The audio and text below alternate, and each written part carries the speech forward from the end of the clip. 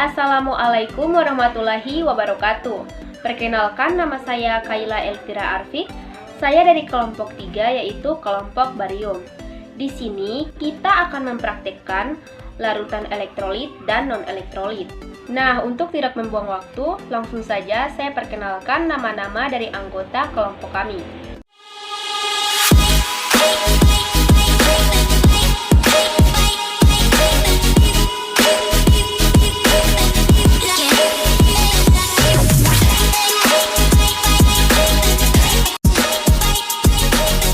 Nah, langsung saja kita melakukan praktek larutannya.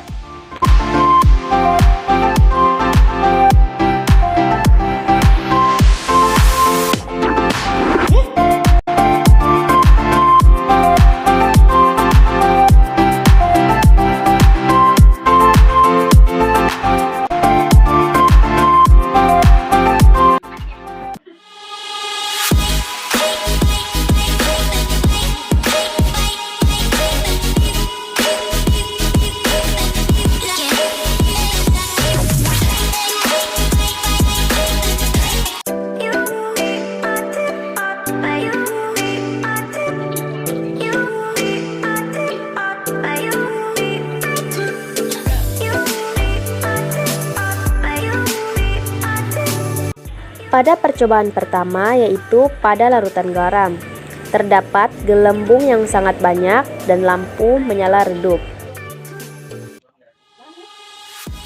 Pada percobaan selanjutnya, yaitu pada larutan air, tidak ada gelembung dan lampu tidak menyala. Nah, percobaan selanjutnya yaitu pada larutan gula, terdapat gelembung yang sangat sedikit dan lampu tidak menyala. Percobaan selanjutnya yaitu pada larutan CH3COOH, terdapat gelembung yang sangat sedikit dan lampu tidak menyala.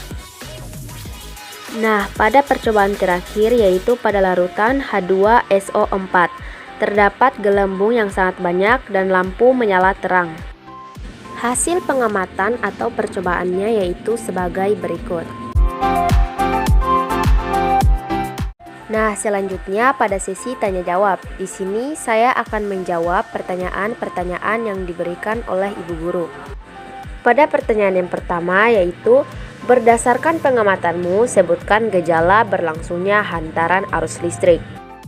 Pada jawaban yang pertama, gejala hantaran arus listrik yaitu pada larutan garam yang termasuk larutan elektrolit kuat, karena larutan garam terdapat gelembung yang sangat banyak akan tetapi lampu menyala redup.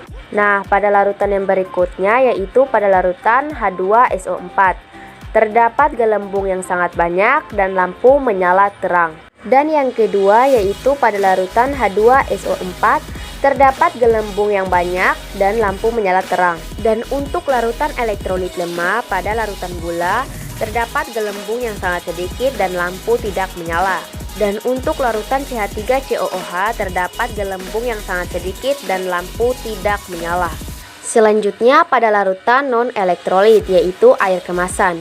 Air kemasan tidak ada gelembung dan lampu tidak menyala.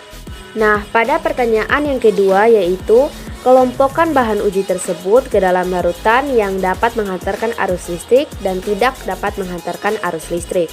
Nah, larutan yang dapat menghantarkan arus listrik yaitu larutan garam dan larutan H2SO4. Dan untuk larutan yang tidak dapat menghantarkan arus listrik yaitu air kemasan, larutan gula, dan larutan CH3COOH. Nah, pertanyaan selanjutnya yaitu, manakah yang termasuk larutan elektrolit kuat, elektrolit lemah, dan non-elektrolit?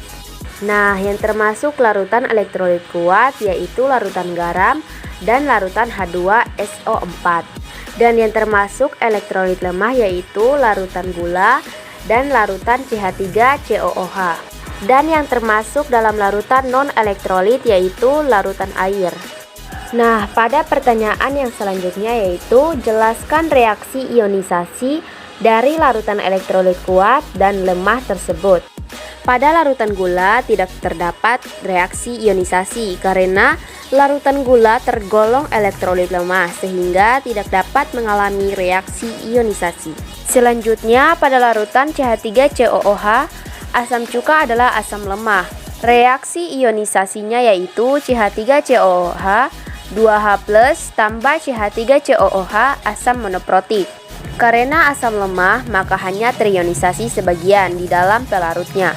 Kesimpulannya yaitu HNO3 Aki sama dengan H+ Aki ditambah NO3 Aki. Dan CH3COOH Aki sama dengan H+ Aki ditambah CH3COOH- Aki. Selanjutnya, reaksi ionisasi dari garam dapur.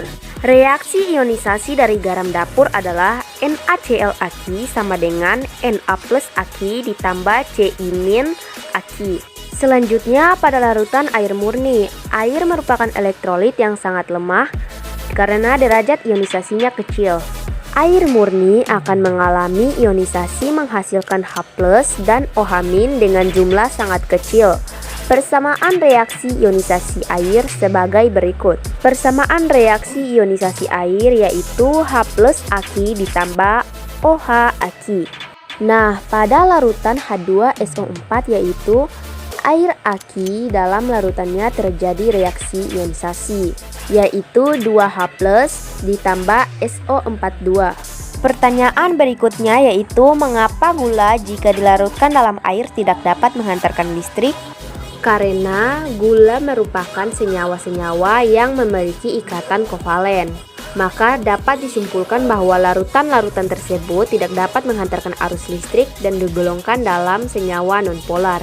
Pertanyaan selanjutnya yaitu mengapa larutan cuka jika dialiri arus listrik terbentuk gelembung gas dan lampu tidak menyala, sedangkan larutan asam sulfat jika dialiri listrik menimbulkan banyak gelembung gas dan lampu menyala terang.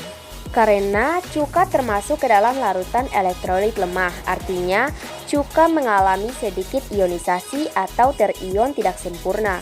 Sementara asam sulfat termasuk ke dalam larutan elektrolit kuat, yang artinya asam sulfat mengalami ionisasi sempurna. Jadi kesimpulannya yaitu dalam membedakan larutan elektrolit dan non-elektrolit dapat dilakukan pengujian menggunakan rangkaian listrik sederhana.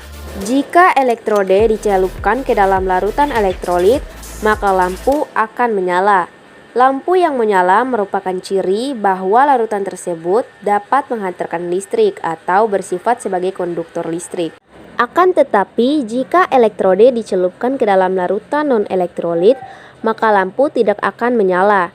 Ketidakmampuan larutan elektrolit menyalakan lampu merupakan ciri bahwa larutan tersebut tidak dapat menghantarkan arus listrik. Hal lain yang dapat diamati untuk membedakan larutan elektrolit dan non-elektrolit adalah ada tidaknya gelembung gas pada saat pengujiannya menggunakan rangkaian listrik. Pada larutan elektrolit muncul gelembung gas, sedangkan larutan non-elektrolit tidak menghasilkan gelembung gas.